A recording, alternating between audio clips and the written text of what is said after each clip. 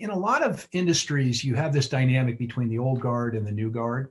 And the old guard is typically the most capable, the biggest, controlling most of the market share, if you will. And then you have the upstarts. Space is no different. We all have heard of SpaceX. They're a highly innovative, entrepreneurial, fail-fast firm. But there are many, many others within the space arena that have that ethos. Voyager is really purpose-built to harness that entrepreneurial drive and make sure that those companies are scaling, flying in formation, and ultimately delivering the capability that the largest firms already can deliver, but do it in a highly innovative way. So that's really what Voyager is all about. I know you've already acquired several space ventures. What other names or capabilities do you have your sights set on? Yeah, in terms of parts of the market, we're very interested in what's called LEO, that's low Earth orbit. That's where the International Space Station lives.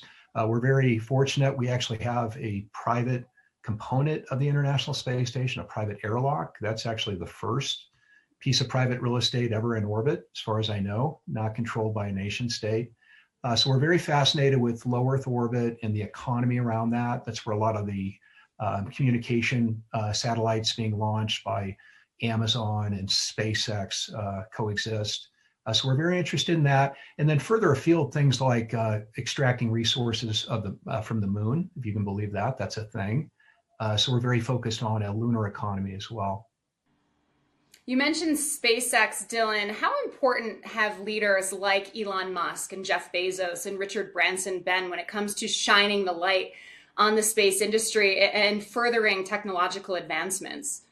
Well, very instrumental. You have the two richest humans on planet Earth, both fixated and fascinated with space, so that helps. Elon, I know he's a controversial figure, and some people think he's a little offbeat, but credit to him. I mean, he cracked the code on how to get mass to orbit and re-land rockets, which is really unbelievable when you think about it. So I'm a big fan of what he's been able to do.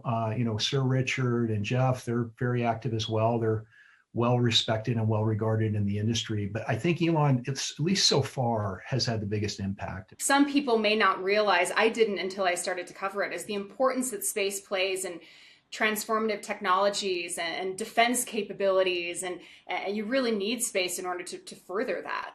Oh, I believe that. And famously, a lot of technologies have come out of the space program. But on the social side, I mean, fundamentally, space is a tool for transformation. I believe that very strongly. The environmental movement was born out of the Earthrise photo. I think that's well understood. So had we not had Apollo, had we not gone to the moon, had we not gotten that picture of Earth floating as a blue marble against the backdrop of black space, I'm not sure we would have the environmental movement we have today. So there are definitely benefits to going to space, for sure. And Dylan, when it comes to the future of space travel, when do humans take their first steps on Mars? Oh boy, I would say, so as you may know, the window only opens up about every 20 months or so to go, and it takes about 8 months to get there. So there are only certain windows that open up. If I'm betting, I would probably say mid 2030s